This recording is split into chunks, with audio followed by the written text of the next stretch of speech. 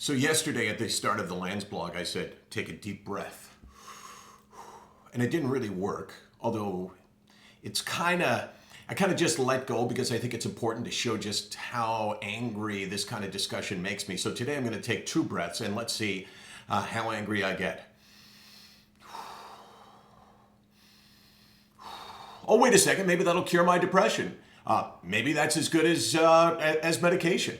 See, I'm still kind of on this because I still believe that it's absolutely demeaning to suggest that people who have been on antidepressants, like me, suggesting that they don't work is first of all absurd. Second of all, it's insulting. And third of all, and here's the biggest thing, it's dangerous because when people hear they don't work, then they tend not to go in that direction.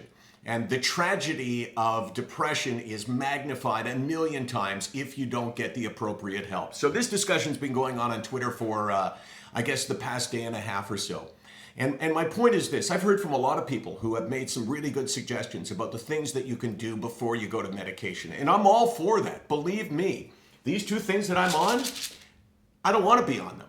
But the thing that scares me more than the medication, the thing I feared more than the medication, is the illness. Nothing scares me like that. So if you're thinking, oh, you know what, these things don't do anything, explain to me how 5 times in my life I have been on the medication and it has brought me back. I can remember the exact moment the first time that I was walking from the front of a restaurant to the back of the restaurant.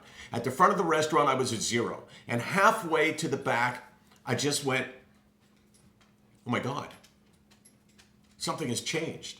And for that moment, I knew that I had been sicker than I ever expected because this feeling of anything close to normal was still, to this day, one of the most emotional moments of my life. And I would not have experienced that without medication. So like the usual fool that these drugs make all of us, because they do come with a price, because there are side effects. So I went on it, then went off because I thought, yeah, maybe I won't relapse. But I did relapse. And then I went back on and it brought me back. And then I relapsed again.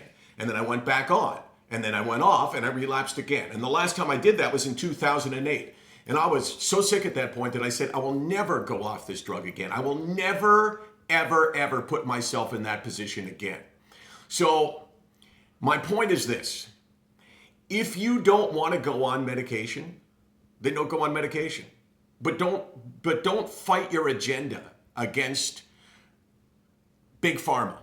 Don't say, well, I hate what they do, and therefore I'm going to disrespect all of their products, because that disrespects me and everybody else. Okay? Big Pharma, what's their goal? Their goal is to make money. Of course it is. But sometimes both goals are in sync. Their goal is to make money, but they make money when they create a drug that helps us. So in the long run, when they search for that drug and they find that drug and they put it on the shelf, it works for them because I buy it, and it works for me because I get better. So this attitude that they're just trying to deceive us, that their products are no good, is absurd. So here's what I'd have to say.